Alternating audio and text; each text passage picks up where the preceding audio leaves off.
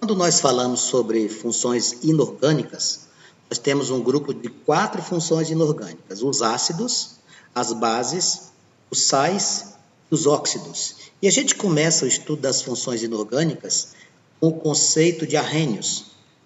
Arrhenius define as bases como estruturas que, na presença da água, sofrem dissociação iônica. Vanks, quando você ensinou ácido, você disse que elas sofriam ionização, não foi? Exatamente. As bases sofrem dissociação iônica.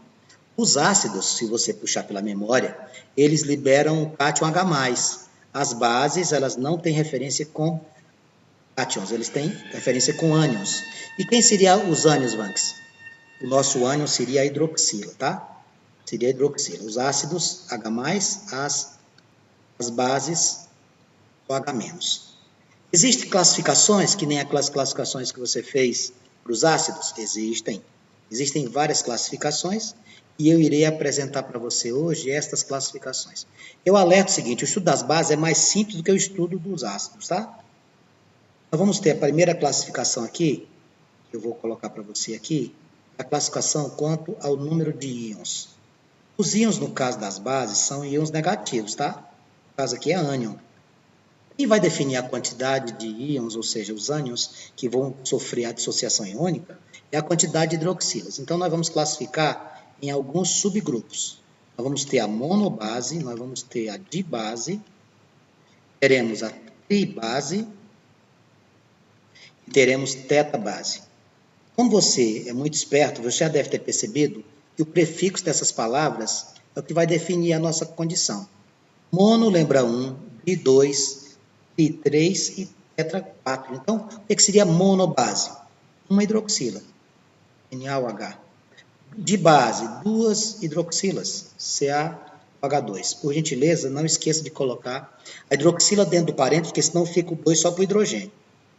De base, AlOH3, está vendo lá? 4, tetrabase, PbOH4.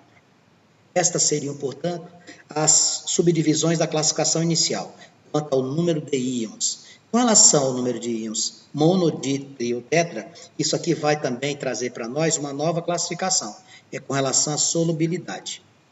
O que seria isso? Para saber quais são as bases que irão sofrer, se poderão ser diluídas na presença da água, por exemplo.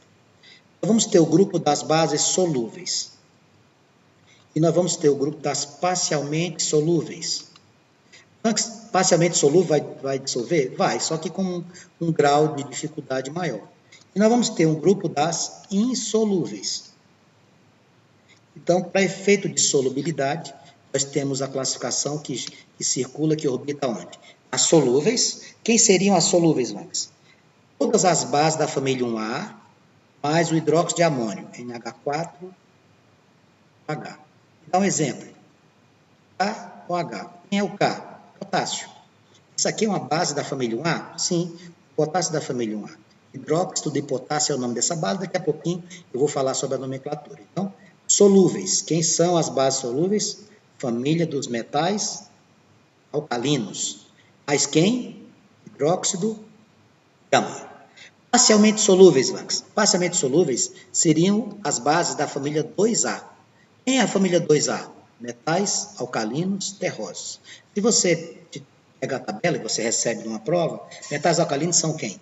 Lítio, sódio, potássio, rubídio, césio e frásio. Metais alcalinos terrosos: berílio, magnésio, cálcio, estrôncio, bário e rádio. Vou dar um exemplo aqui, então. Vou te dar um exemplo aqui das parcialmente solúveis. CaOH2. Cálcio da família 2A.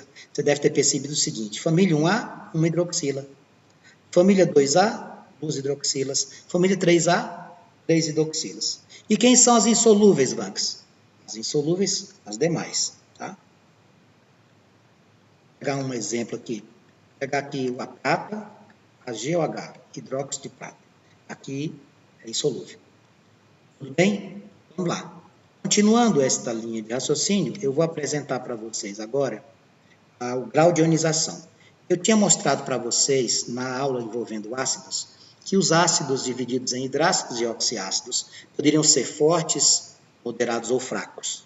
Também teremos essa situação aqui. Para a gente poder fazer isso, a gente vai utilizar a mesma forma de entendimento lá dos ácidos. O grau de ionização também vai ser chamado de alfa. Como é que você vai fazer? Fazer da mesma maneira. Você vai pegar, para descobrir o alfa, lá nas nossas estruturas ácidas, nós procurávamos as moléculas ionizadas. Aqui você vai pegar também os íons que foram dissociados, que a base sofre dissociação, né? Dividido pelo total de íons. Esse é o seu grau de ionização. E como é que a gente faz, Vanks, para saber se é forte, se é fraco? Lá nos ácidos, a gente sabia que dentro dos hidrácidos, HCl, HBr e HI eram fortes, HF moderado e o resto era fraco. E para os oxiácidos, nós fazíamos uma conta de subtração. Pegávamos um monte de oxigênio, menos de hidrogênio. Quando o cálculo dava 2 ou mais, a gente achava o ácido forte. Quando dava 1, moderado, e o 0, fraco. E para as bases, o que é que eu vou fazer? Eu vou subdividir.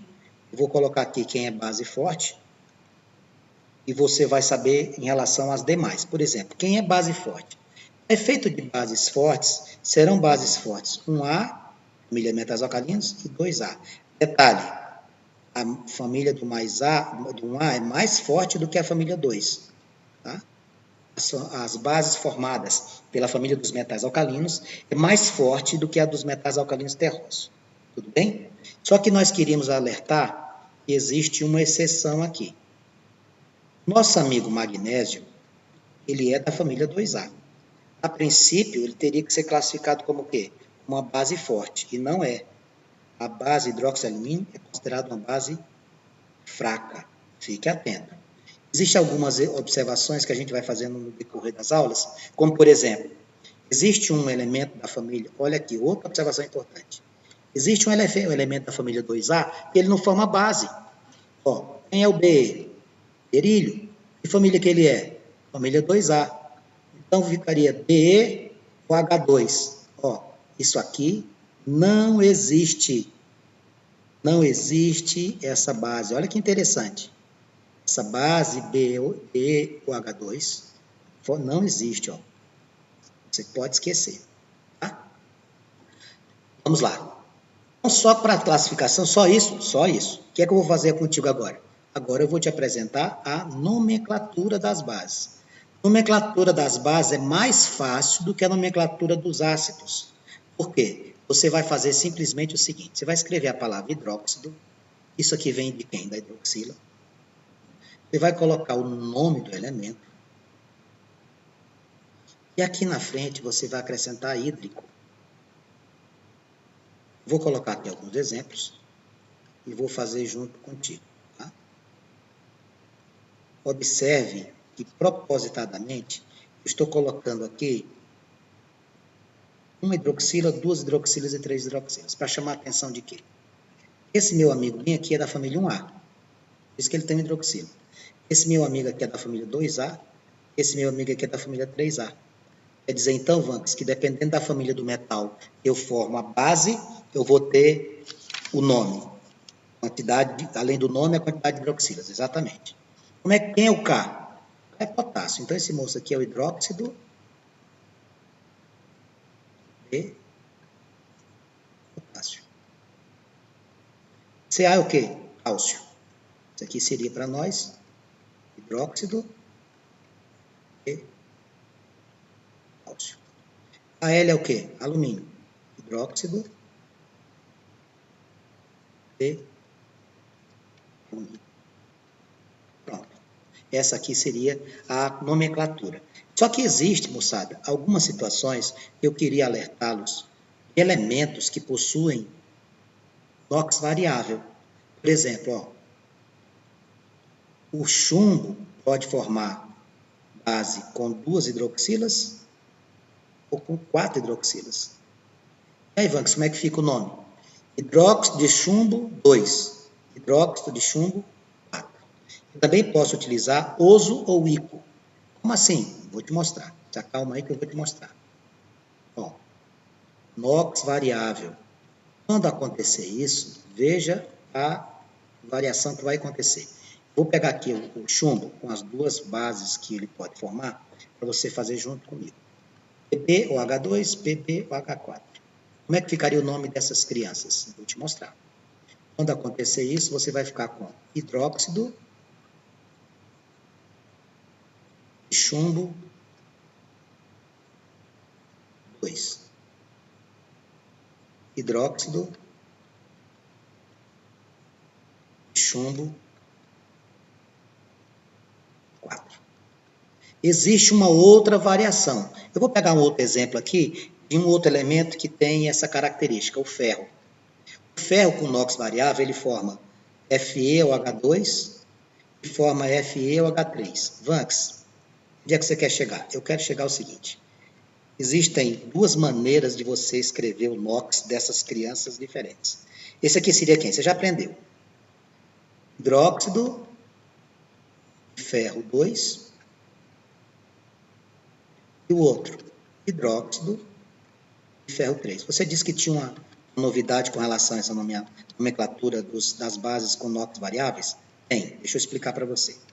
Existe uma possibilidade, ao invés de você escrever hidróxido de ferro 2 e hidróxido de ferro 3, hidróxido de chumbo 2 e hidróxido de chumbo 4, você utilizar oso e ico.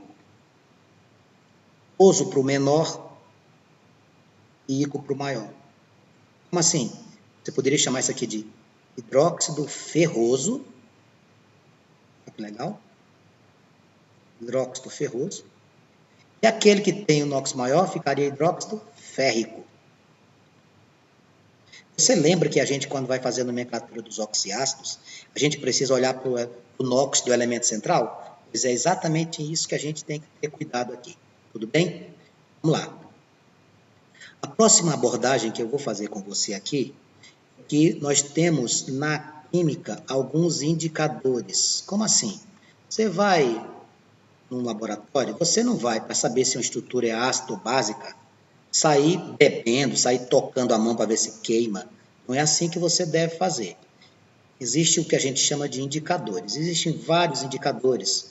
Eu vou citar aqui 3 muito importantes.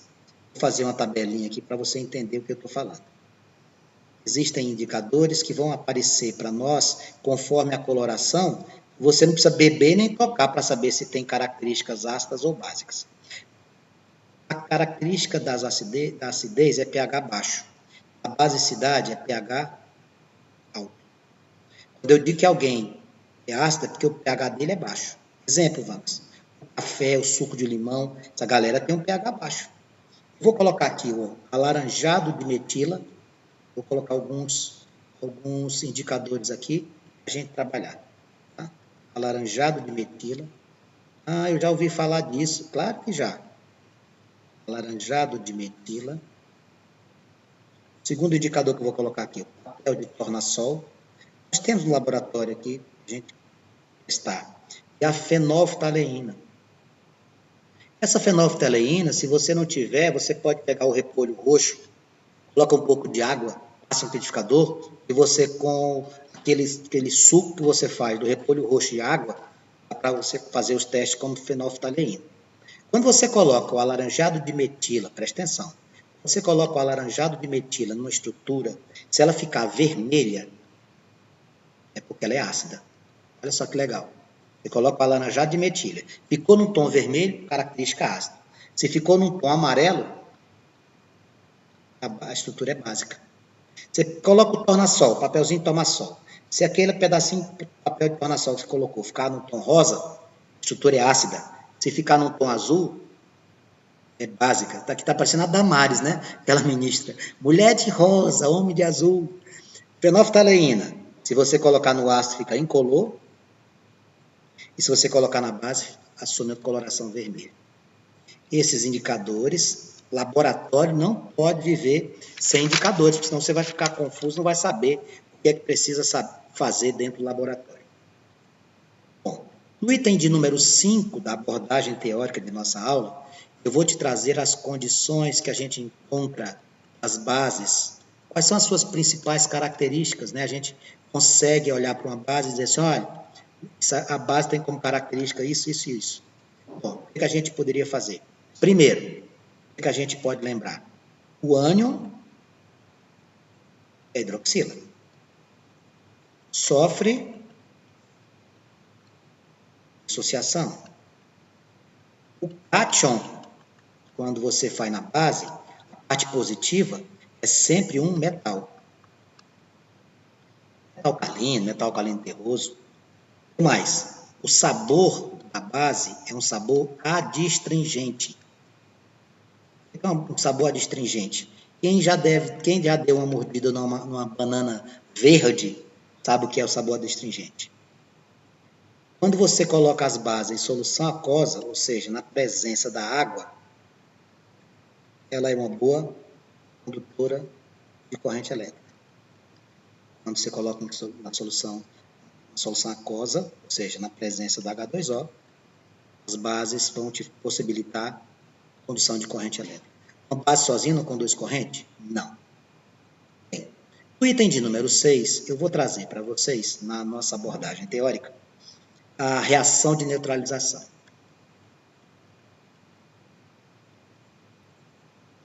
O que é neutralizar? Neutralizar é tornar sem efeito alguma coisa. A reação de neutralização é a mais clássica das funções inorgânicas. Você tem um ácido que reage com a base, e isso vai te possibilitar a formação de sal mais água. Se alguém desta turma que está assistindo a aula agora possui acidez estomacal, ou seja, queimação no estômago, por exemplo, não pode comer, por exemplo, um creme de alho que fica com azia, com queimação no estômago, e isso é um indicador de que o seu pH é baixo. Existe uma acidez acima do que deveria existir no seu organismo. E aí o que você faz? Você toma medicamentos básicos. Por quê? Para combater um ácido, você tem que usar uma base para se tornar sal e água. Vou pegar exatamente esse exemplo que eu acabei de citar, da acidez estomacal. Quando a gente produz no organismo efeito de funcionamento adequado, efeito de digestão, nós temos a presença do ácido clorídrico. Tá? Se você quiser combater um ácido, você usa uma base. Eu vou formar aqui o famoso sal de cozinha. Tá? Sal de cozinha. O que você vai fazer?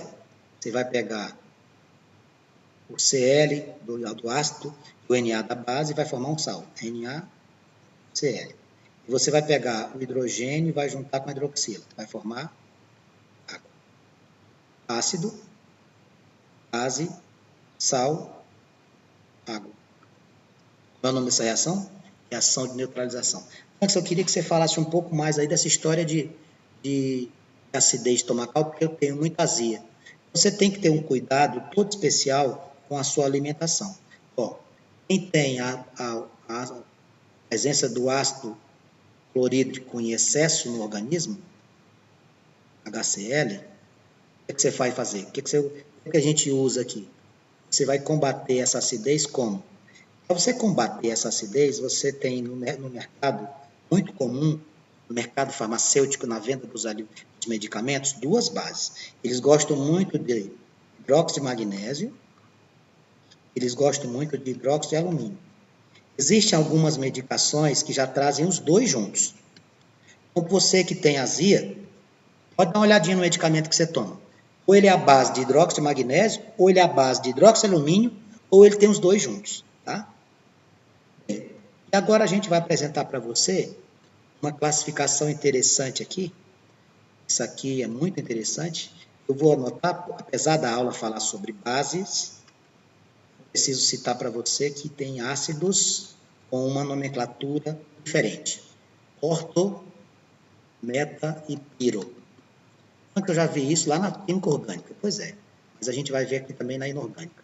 O que significa isso? Eu tenho que trazer isso para vocês para facilitar na hora que você for estudar e fazer as resoluções de exercício. A estrutura orto é a estrutura original. A estrutura meta e a estrutura piro são as que serão criadas a partir de. Seja mais claro, serei. Você pega um ácido qualquer, a estrutura original, você vai chamar de orto. A estrutura meta de um ácido é quando você retirar uma molécula de água. Entendi, Vanks. Eu vou tirar uma molécula de água? Vai, você vai tirar uma molécula de água. Como, Vanks? Menos 1H2O. Um exemplo aqui, vou mostrar para você aqui. Tá? O orto, o meta e o paro. Vamos pegar aqui H3PO4. Esse moço aqui é o ácido fosfórico. Ele vai ser a minha base, então eu vou considerá-lo como a estrutura orto, a base. Se você tirar daqui, se você tirar uma molécula de água menos H2O, o que é que sobra? H3 menos H2 fica H. E repete, O4 menos O fica O3. Ó, você tirou uma molécula de água do ácido fosfórico. Sabe como é que ele vai ficar sendo o nome dele? Ácido metafosfórico. Antes, e quando é que vai ser o piro? Piro também você vai tirar uma molécula de água. Só que vai ter uma situação interessante. Eu vou tentar fazer com uma outra coloração para você ver o exemplo e conseguir visualizar sem eu precisar de mudar a tela. Eu vou escrever o orto menorzinho aqui. Ali você já sabe que é o original, né? Vou usar esse espaço aqui de baixo. Se o piro, você também vai tirar uma molécula de H2O. Só que você vai retirar de 2 orto. Não entendi. Preste atenção que você vai entender. Eu vou pegar aqui o H3PO4, vou escrever ele de novo. Só que aqui eu vou colocar 2 moléculas de H3PO4, tá bom? Aqui você tinha quantas moléculas de H3PO4? Só tinha uma. Aqui eu estou com 2. Aí eu vou fazer a mesma coisa. Eu vou tirar uma molécula de água. Quando eu tirar aqui, se você fizer a conta, aqui você teria 2H3, fica H6. E fica P2. O4 vezes 2 fica O8. Estou só fazendo a continha aqui para tu visualizar. Ó. 2 moléculas de ácido fosfórico têm 6 hidrogênios, 2 fósforos e 8 oxigênios. Vamos tirar aqui o H2O daqui. Como é que ficaria? Se eu tenho H6 tirando 2, vai ficar quanto? H4. P2, repete. O8 menos O, O7. Quem seria o H4 e P2O7? Seria o ácido pirofosfórico. Realmente, aqui